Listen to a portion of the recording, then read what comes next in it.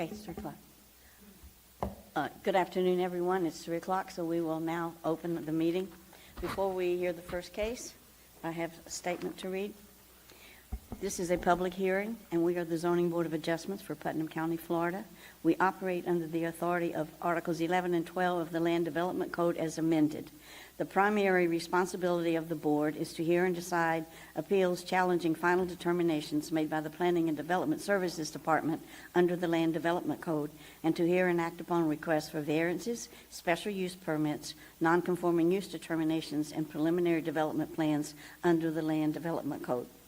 Procedurally, we will call each case by name and number. A member of the staff will then briefly explain to us the nature of each request. We will then take any comments from the applicant or their representative, followed by any public comments concerning the request. Please direct all comments and statements to the board and not to other people in the audience. Before speaking, we will ask each person to be recognized, come forward to the lectern, and identify his or herself by name and address. After all persons wishing to speak have been heard, we will entertain a motion from the board. The motion will be voted on by board members and become our final order. Any decision made by this board can be appealed to the circuit court. However, any appeal must be filed within 30 days after the Board of Adjustments has rendered the final order which is being appealed. Are there any questions? Okay, before the first case is heard, all those speaking will need to be sworn in, so will the notary please administer the oath.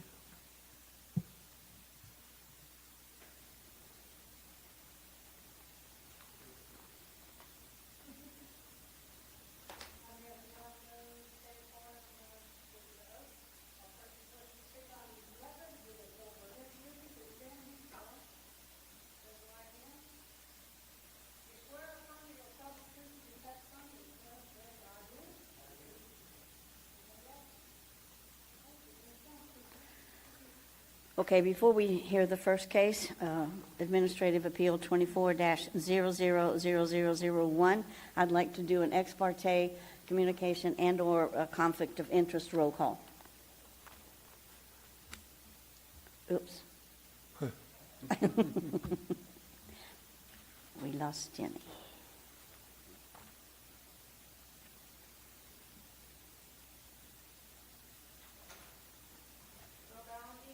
None. Mark Fisher? No. No. No. None. Okay, all right, I guess we're here ready for staff. Are we going to wait to see if she can get her? All right, okay. Thank you, Madam Chair. For the record, Zachary Baker, Planning and Development Services. I'm on the tail end of a head cold, so please excuse my sniffles and raspy voice. Today we are hearing from applicant of Magnolia Dunes, LLC, and their agent, Patrick Kennedy. The subject property is 306 County Road 310 in Palatka. The subject parcel is 284.23 acres.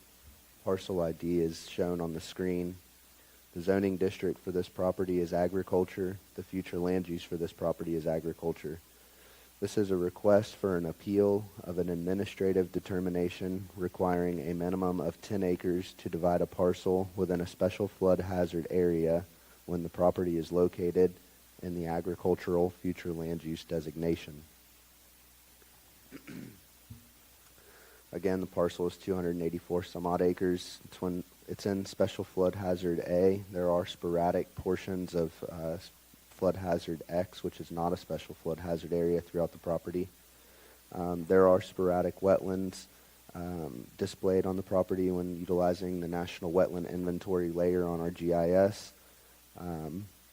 The property is located within the aquifer recharge, the low aquifer recharge area, as well as the aquifer discharge area.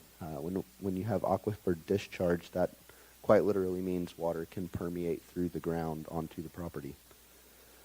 The parcel is subject to a conservation easement between the property owner and essentially the Florida Department of Agriculture, so with the state.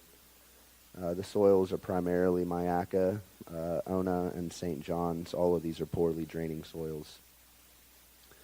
Future land use, again, is agriculture, which, indicative of our request while we're here today, has a residential density of 1 unit per 10 acres, There's an increase up to 1 unit per 5 acres based on certain criteria that will be covered in my presentation.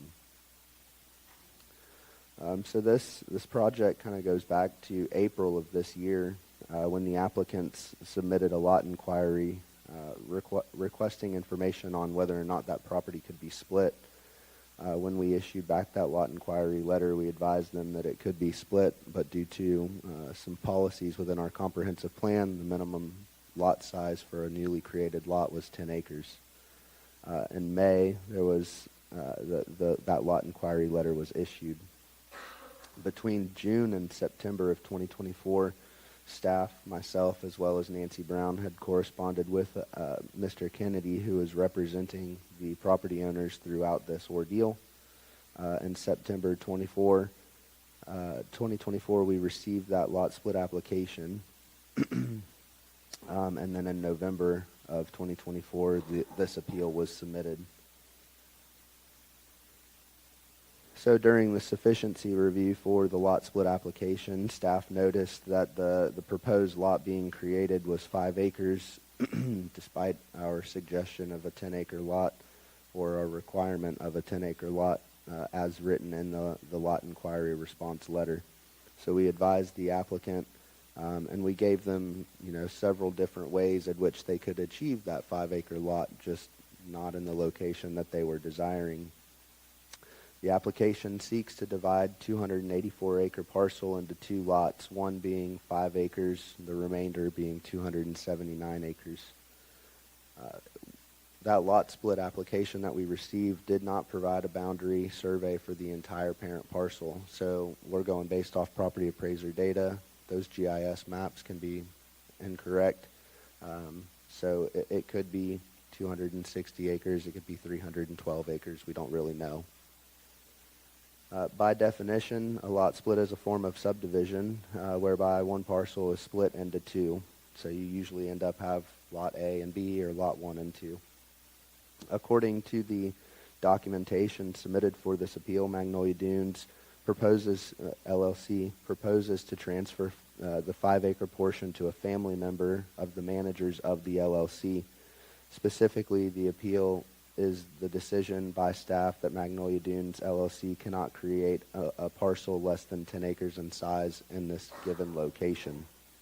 It should be noted, too, that a family member density exception is not applicable whenever an LLC owns the property.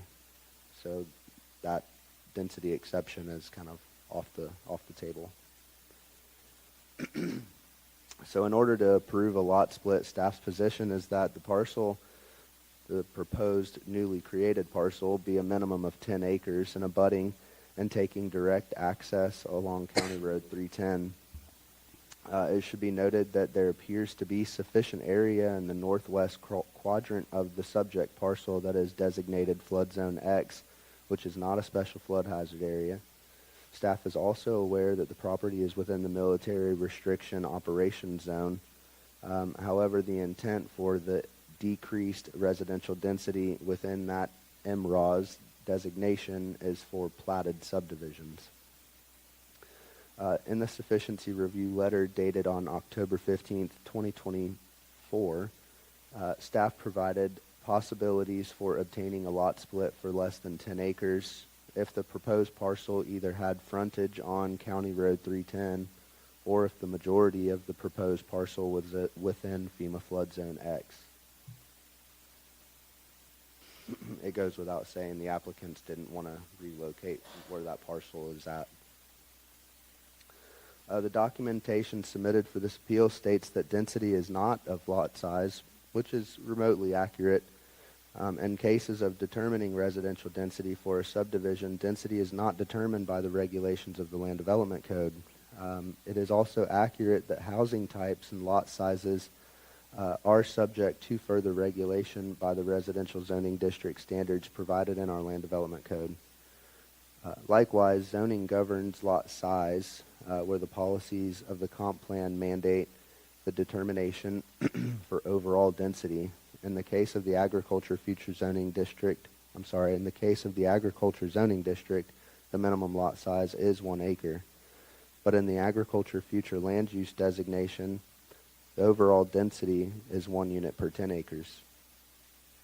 As noted prior, lot sizes have been in place since the first zoning ordinance of 1983, where density limits refer to any lot created after the adoption of the comprehensive plan in December 1991.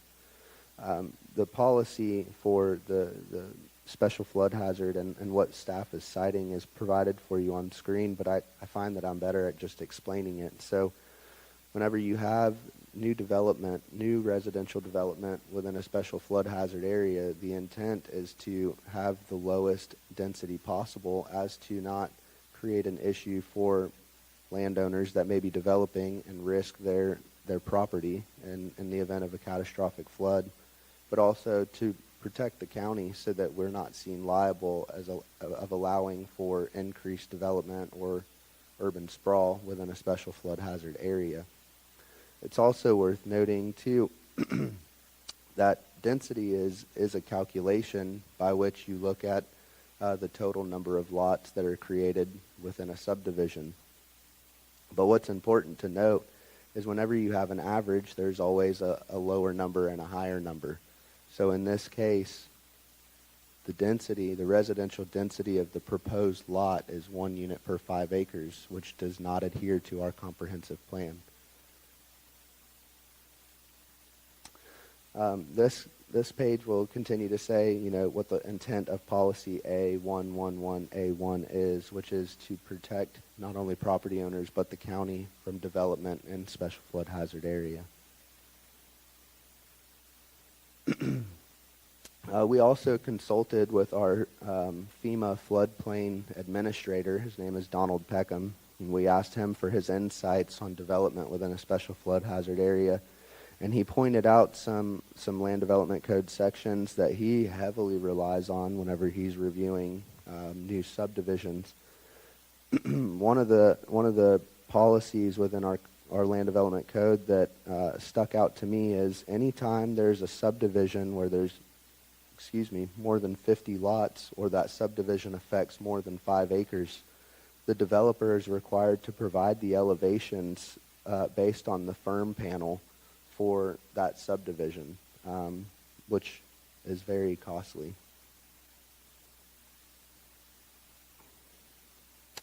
Furthermore, there's some language within our Division 5 within our land development code that stipulates that minimum requirements for subdivisions is that they will not increase the likelihood of flood damage.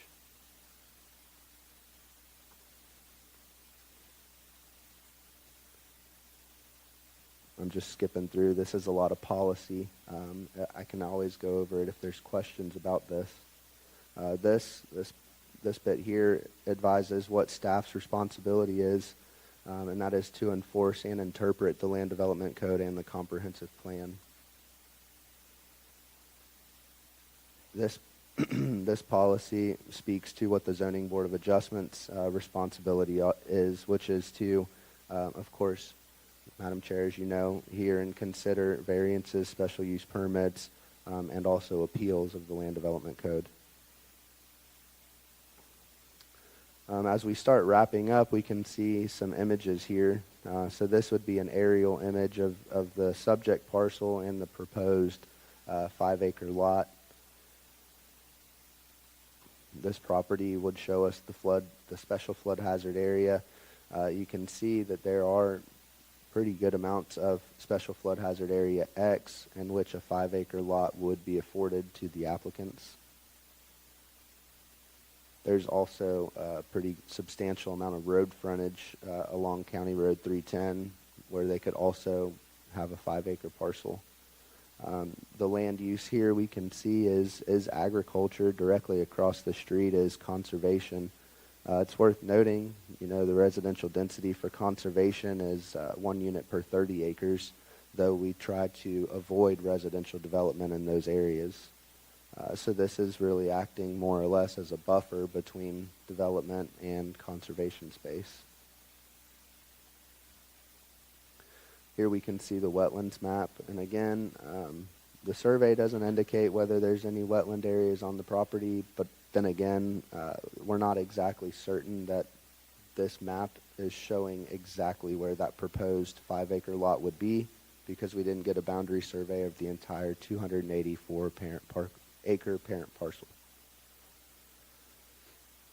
Again, property is zoned agriculture. It's adjacent to the Magnolia Dunes PUD, also known as Hogwaller. This image shows us the conservation easement, which the property is subject to. And this image shows us the the low aquifer recharge area in green, and then the discharge area in blue. So staff acknowledges that the 5-acre request may be associated with the language within the conservation easement for the property and could be supported by staff if the proposed 5 acres fronted County Road 310 or was located predominantly within FEMA Flood Zone X. It is the recommendation of staff that the Zoning Board of Adjustment uphold staff's decision that a proposed lot split on the subject property is required to meet the lowest density limits of 1 unit per 10 acres as specified by policies A111A1 and A193A9B of the comprehensive plan. And I can take any questions. Okay, I have a question from the standpoint of when you look at the drawing and you have the 5 acres delineated, is it still going to be surrounded by, I'm assuming it looks like the part of the section where they're wanting is still, there's a section in the front off the highway that is that still, is it going to be surrounded by the rest of the property? Is there not? Yes, ma'am, that's correct. So the applicants are proposing an easement that meets our easement for access standards. But yes, for all intents and purposes, it would be a parcel within a parcel. Parcel, okay. All right, that's Mr. Fisher. Were you saying that if the property was extended to 310, you'd allow it? That's correct. Okay. As a 5-acre split, I mean, as a, I mean, it wouldn't be 10 acres then yet, That's correct. but it'd probably be around 7 or 8. That's correct. Yeah, I mean, they could do 5 acres if it fronted on County Road 310. Could you expand on the how staff recognizes that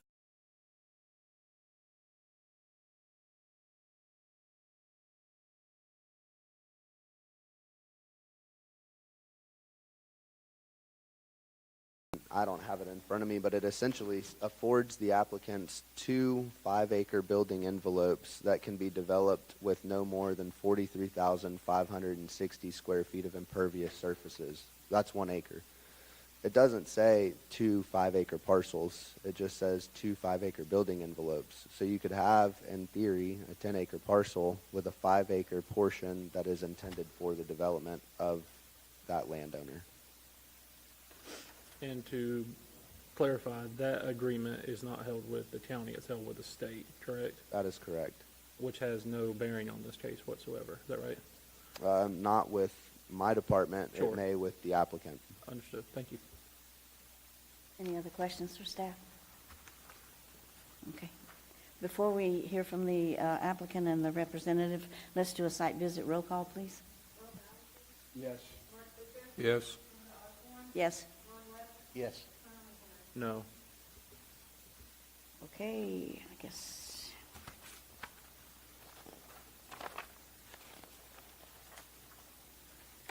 Mr. Kennedy, are you ready to come and address the board?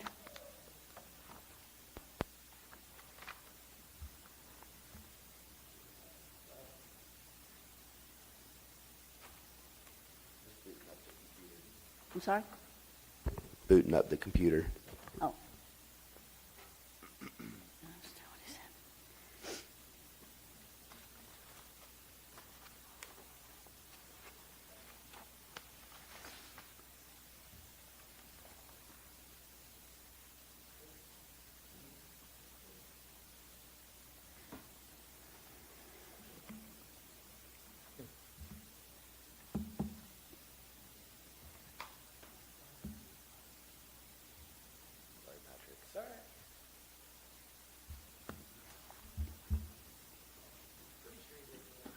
didn't do it on purpose. I didn't.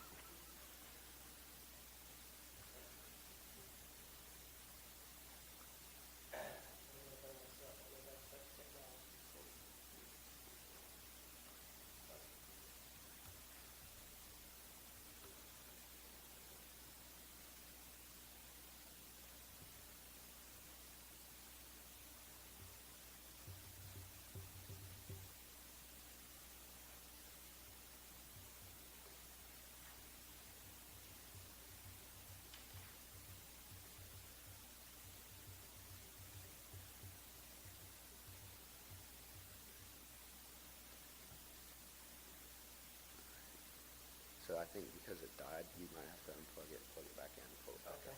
All right. I think I can. Okay, for the record, please state your name and address. Patrick Kennedy, 673 3rd Avenue, Palatka, Florida. And let me.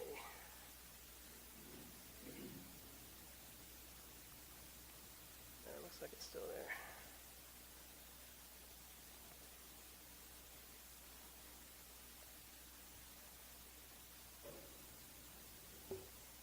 You put it on public, you said? Yes, it should always be public. You'll just have to add to your slideshow. Yeah.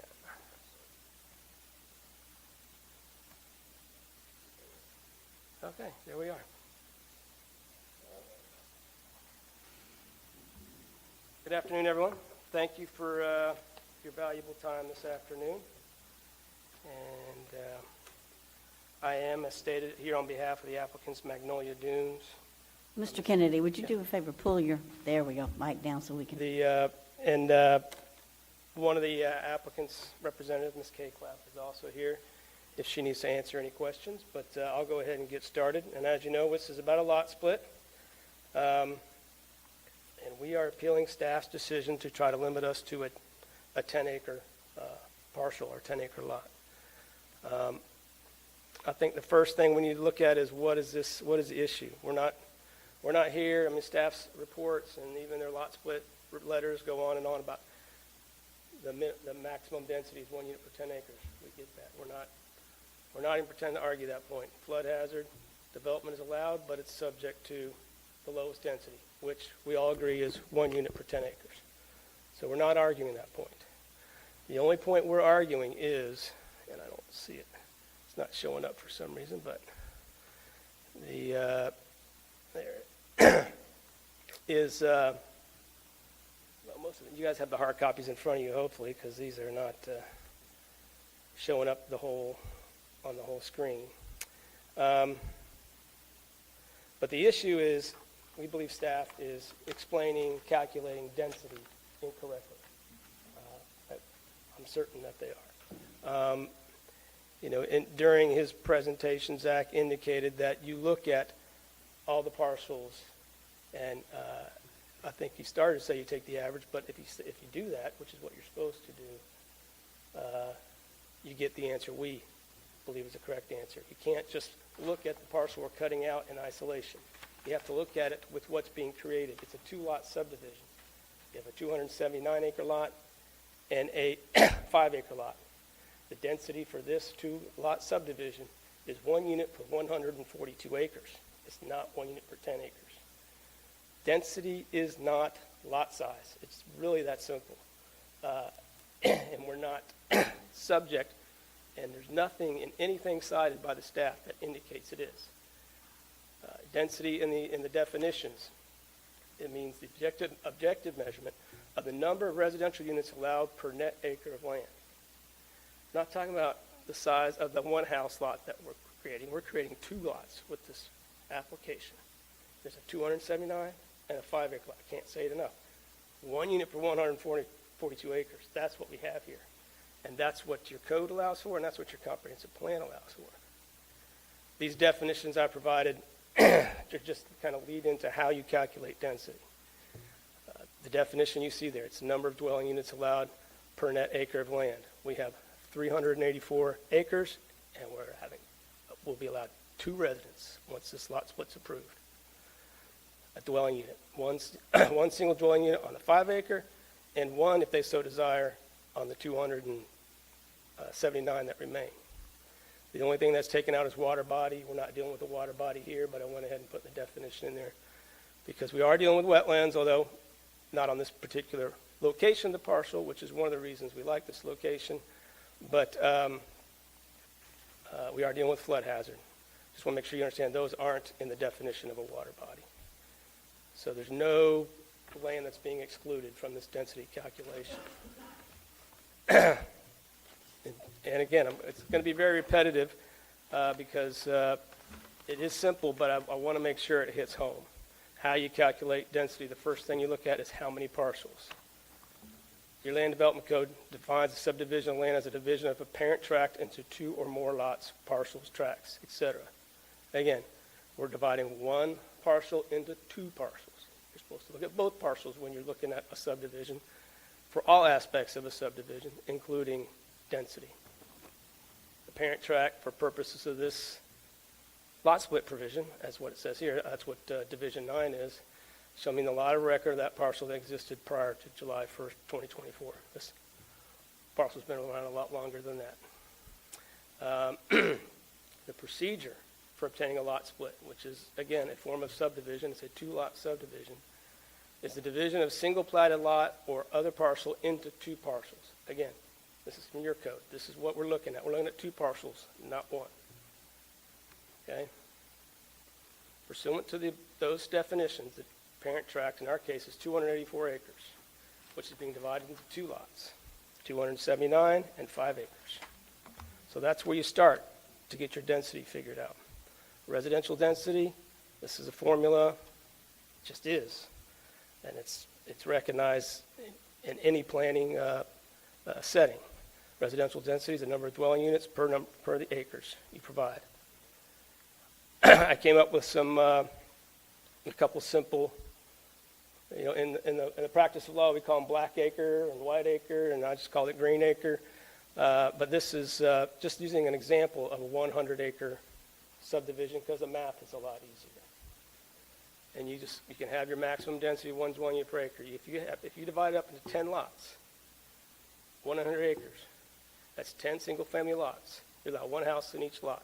If you throw in a roadway, the lots are about 9.75 acres. You have a density of 1 unit per 10 acres. That is 1 dwelling unit per 10 acres. That's what 1 dwelling unit per 10 acres looks like when it's fully developed on your parent tract. This takes it down to 5. Well, when you have 5 lots, these lots are each in the 19.75 acre range. This is kind of me guessing what the road size might be. If you built an actual road, if you did an easement, they would be 20 acre lots. Again, when you do the simple math, 5 units, 100 acres, that's 1 unit per 20 acres. And again, I apologize, that seems simplistic, but I think it's helpful to work into where we're at today with our particular application. You want to divide green acre into 3 lots, but you don't want 3 33-acre lots. You want to just create 2 lots in one corner there and keep the rest for one large parcel. You end up with lot 1, 90 acres. Oh, I've got those numbers wrong. Lot 1 is 5 acres. Lot 2 is 5 acres. Lot 3 is 90 acres. I apologize for that. That went ahead on me. I didn't want to do that. So back to that, you've got basically still 3 potential dwelling units. Even though you have a 90-acre lot and 2 5-acre lots, you're creating a situation where you have 3 dwelling units. So the density, once again, is 1 unit per 33 acres, or 33.33, whatever. But basically 1 unit per 33 acres is the density with that proposed division. Now this is something more akin to the division we're proposing. We're not going to do 3, we're not going to do 5, we're not going to do 10, we're doing 2 lots. Okay? If you do it in the terms of a 100-acre lot, 100-acre tract as the parent tract, you end up with a 95-acre parcel and a 5-acre parcel. The density there is 1 unit per 50 acres. You have 2 dwelling units on 100 acres. The density is 1 unit per 50 acres. I can't say it enough. That's how you do the math. That's how density is calculated. When you look at what's required and with a lot split application, again, which is the nomenclature used for a two-lot subdivision in Putnam County, and lots of other jurisdictions too, but that's basically what it is by definition that we went over earlier. The procedure is you provide land descriptions and acreage or square footage of the original and proposed parcels. So staff is looking at both parcels when they're analyzing whether this is an appropriate subdivision, and they should be looking at both parcels when they're analyzing it for density. Not suddenly put blinders on and say, we're just going to look at this one house lot you're doing.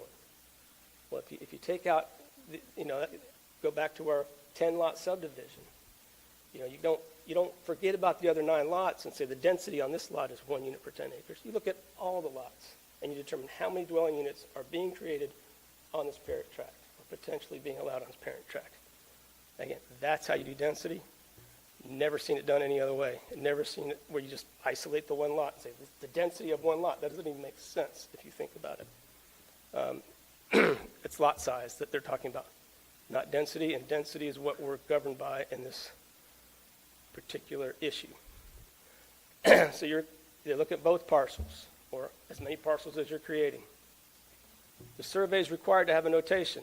Now, granted, this is the correction we have to make. The surveyor didn't put it on there, but we figured this issue had to be resolved before we spent the money to do some of the technical corrections. But it requires that you put on the face of that survey, county regulations, pursuant to county regulations, no further division of a parcel created by this lot split procedure is allowed unless you go through a type 1, 2, 3, 4 subdivision and get it approved that way, or a type 1 subdivision. So you're required to put on this parcel, we can't divide that 279-acre parcel anymore, or the 5-acre parcel anymore, until we go through these other subdivision processes. Again, if we're going to have the limitations, which we should by your comp plan, it should be included in the density calculation.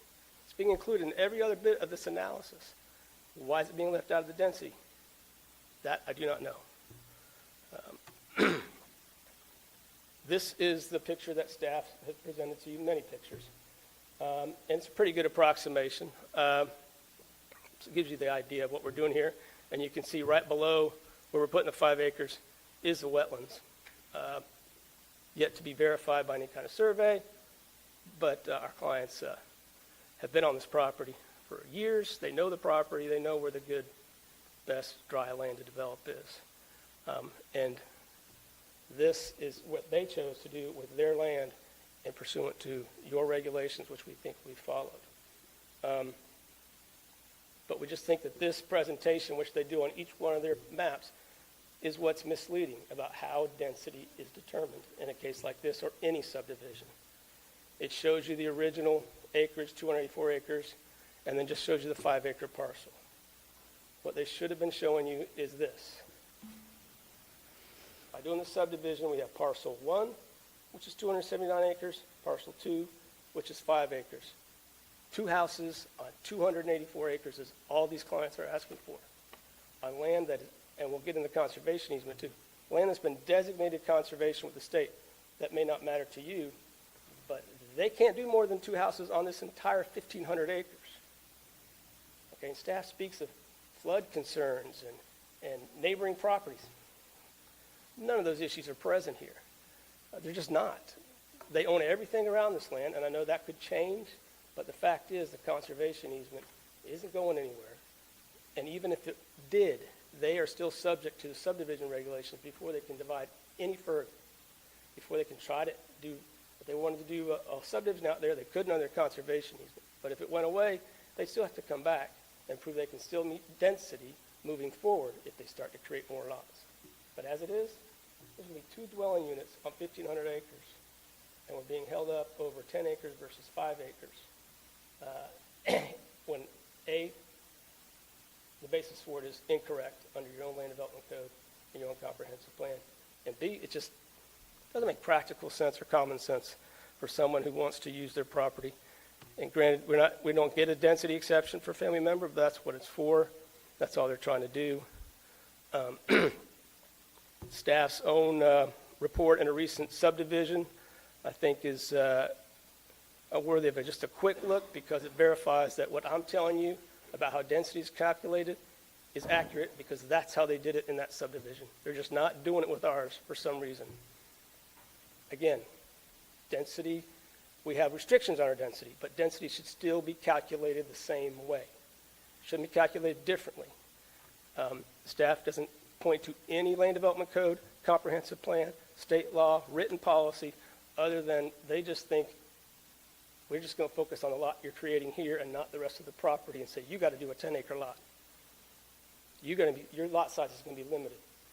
And we're going to say it's density, but it's not. What they're saying is lot size is 10 acres, not density.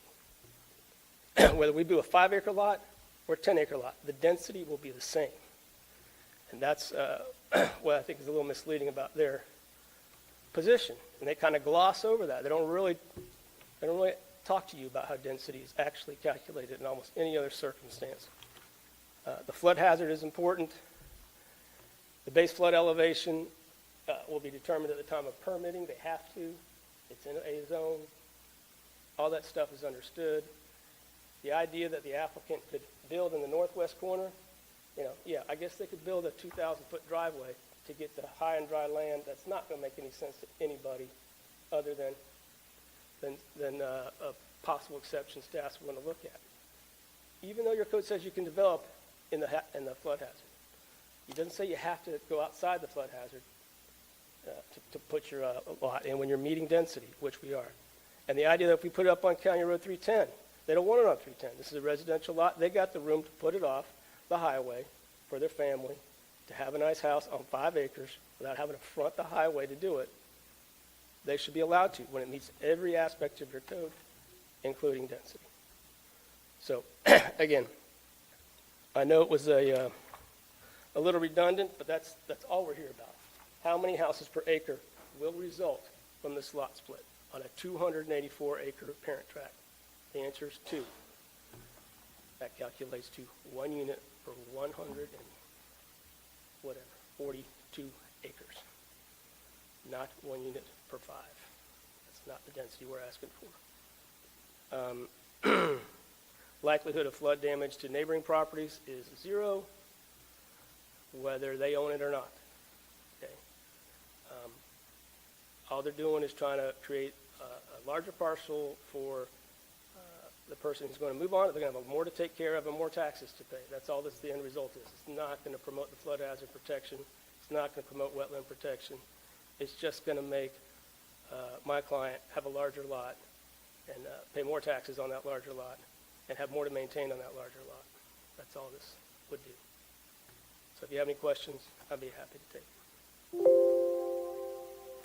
I have a question from the standpoint, whenever I ask about the lot being recessed from back off of 310, is this in from 310 to where the proposed lot is that a wetland, or is that, it looks like it's It appears green. to be at that location, yes. Okay, so And you know, I think, prior to the house, as you come in off of 310, there is a wetland if let's just say if there was a driveway, an easement. So just coming off of 310, there is a wetlands area there before? well, it's not been delineated this time. According to maps, there appears to be one, but the map is not a precise instrument. It's where you start, but it's not where you finish if you want to delineate a wetland. But it does, per the maps, it does indicate that there is a wetland. Okay. At a couple locations fronting the roadway. There are areas where there is no wetlands fronting the roadway, but that's just, even the folks who put that map together will tell you, map verification is not necessarily the end of the discussion. You need to go get it flagged if you're going to do any kind of work at or near that area. I'll point out, and I don't think staff disagrees with this anyway, the way we're proposing to do it, but for the size of the parcel, is allowed.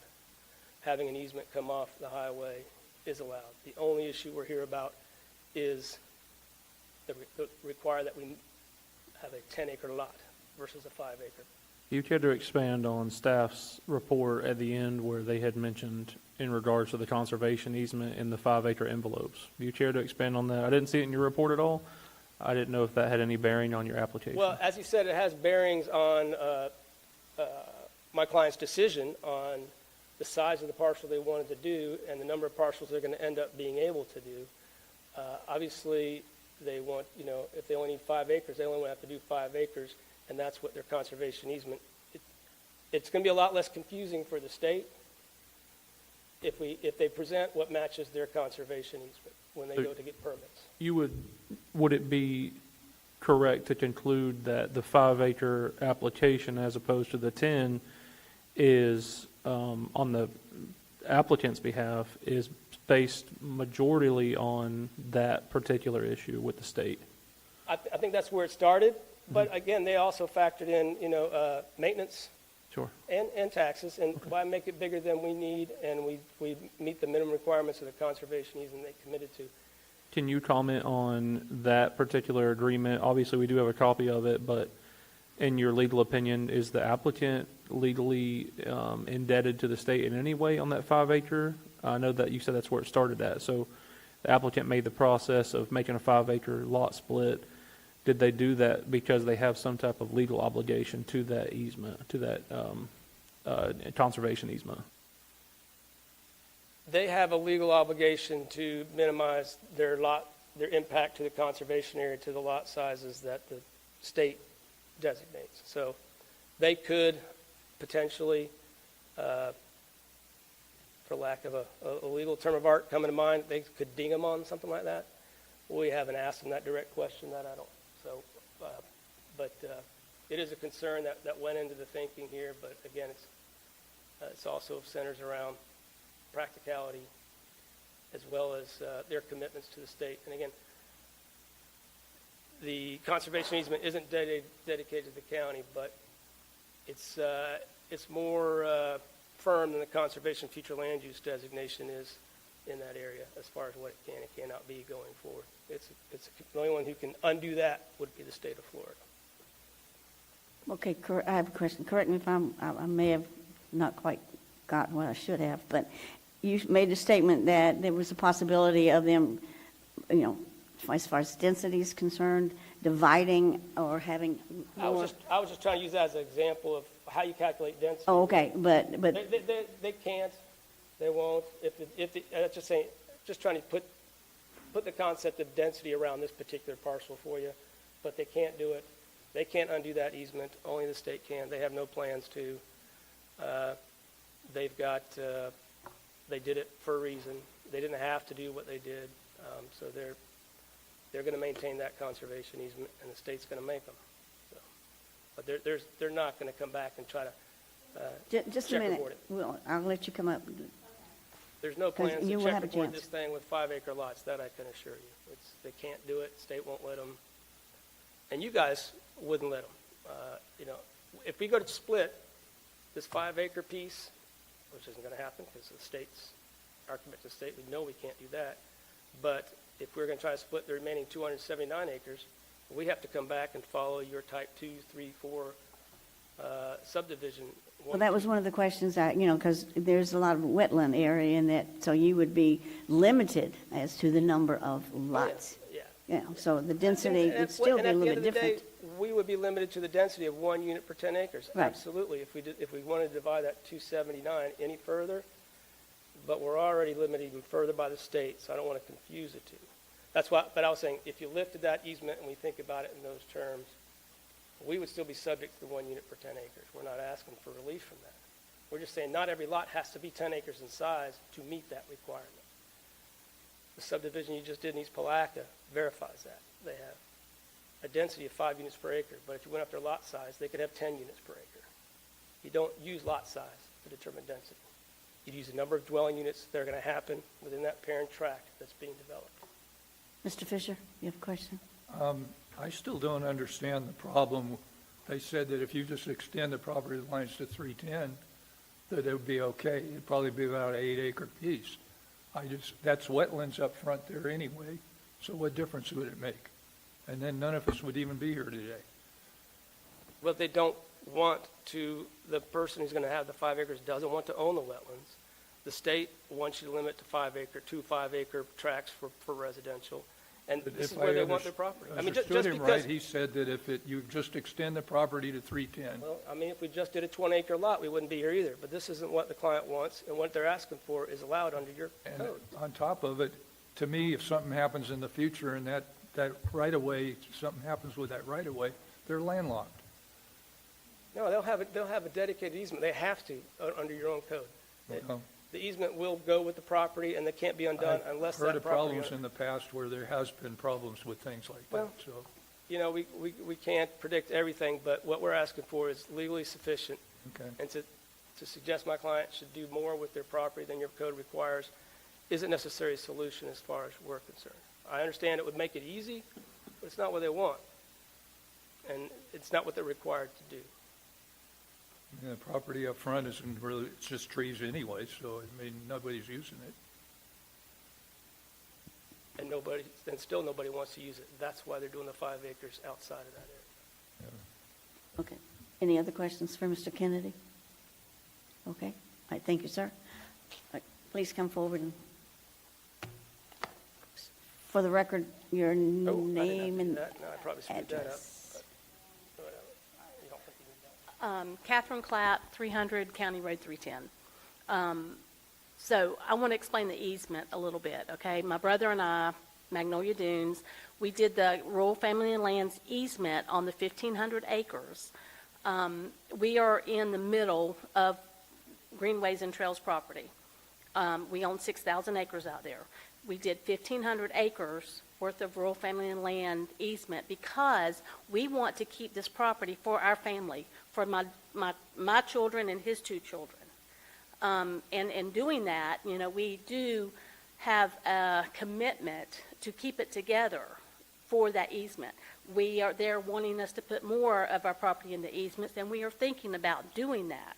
But with that easement comes restrictions, as i.e. the housing envelopes. We don't want any more houses out there. I want my daughter, whose house this is going to be close to me. I live out there already. That's where we want them to build. You ask why we don't want to build all the way to the highway. They want a buffer. They don't want to be right on top of 310. We can only do 5 acres within that easement. Okay, so there's already a road there that we're going to make the easement on. We're not going to add another culvert to 310 or anything like that. We're trying to use what's there. They wouldn't be right on there. I know where the driveway is, I know where they'd be putting the house, and it'd be behind the trees anyway, so they really wouldn't be. Okay, but if we extend that 5 acres all the way to 310, we're taking away trees. Why? Well, because of the we can only do 5 acres. acres If is we behind bring it all the way to 310, we're going to have to take off from the back end, and we're going to be all the way into trees. No, I'm not saying take off from the back end. From what I understood, was that if you just extended it, left the 5 acres where it was, Sir, extended it. but our housing envelope only allows us 5 acres. The state, in that conservation easement, will not allow us to do any more than 5 acres. Well, you didn't explain that part. Oh, I'm sorry. Yes, if in that, there's 2 housing envelopes, 5 acres each, okay? We don't want to use both of them. We only want to use the one. We'll never have any intentions of ever really using the other one, but we don't want to use that. So that's why we're asking just for that 5 acres. I think to clarify also, and this is what I brought up earlier to Mr. Kennedy, and staff did put it in the report that a lot of the issue that the applicant's having is because when they did place the 1,500 into a conservation easement, it restricted them through the state, not through the county necessarily, on the ability to build on their property at a parcel greater than 5 acres at one time. And that reverts back to that housing envelope of 2 5-acre housing envelopes. Thank you. Okay, any questions? All right. Okay, I have a question, and I'd like for somebody to, for the recommendations, where it says that you would have to go back and amend. Is this on the Comprehensive Land Development Code that you would have to amend? It's explain what the process or why that is there. Well, I think the easiest way to answer your question is after that that agenda was distributed, I spoke with the county attorney, Rich Commando, and he advised that a text amendment would not need to be required if you chose to grant the applicants their appeal. In other words, if you grant them the appeal, a signed final order would be documented with the lot split, and no text amendment would need to take place. However, to answer your question, it was the recommendation of staff to complete a text amendment and hold the application for the lot split until that text amendment was completed. But all that would really do is require the applicant to fund and process that text amendment and then wait additional time for that lot split to be approved. To So expand on that, oh, sorry, you were still going. So if you do decide to Process, okay. to grant the appeal, make sure that the motion for that make sure your motion does not include that text amendment and staying of the lot split. Okay, all right. Any other questions for staff? Mr. Hinkleman, did you have something you wanted to comment on? Okay. All right. Any other comments, Mr. Kennedy? Do you have anything that you would, as a rebuttal or anything? I mean, I'm just give you a chance. No? Okay. All right. Sounds great. All right. Okay, at this time, since there's no one else in the audience that was coming forward to speak in favor or against, we will close this portion to the public and open it up for board discussion and motion. Or motion and discussion. I guess you got to have a motion first. Whichever. I'd like to make a motion, we deny appeal AA 24-00001 as provided in section 45-1091 of the Land Development Code. And the reason why my motion is to deny is in staff's report based on the policies A111A1 and A193A9 of the Putnam County Comp Plan. Okay. All right, we have a motion and second to deny Administrative Appeal 24-0000001. Any further discussion? All those in favor, please indicate by raising your right hand. 1, 2, 3. All opposed? Okay. Motion does not pass. It does. Yeah. To deny, it passed. 3 to 2. Okay, so I guess there is another appeal process that goes through.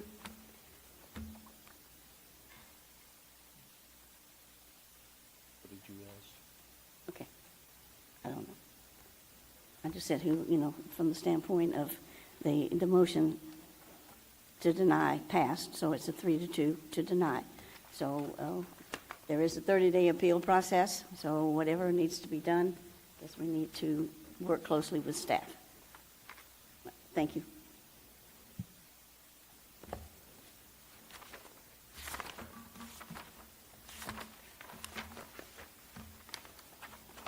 Okay, we have minutes for September 18th, 2024. Has everybody had a chance to read them? Yes. Move to be approved as read. Second. We have a motion and a second to approve the September 18th, 2024 minutes. All in favor say aye. Aye. All opposed, like sign. Motion carries 5-0. Okay, do we have any old business? Any new business? Motion to adjourn. All right, motion to adjourn. All in favor say aye. Aye. Aye. All right.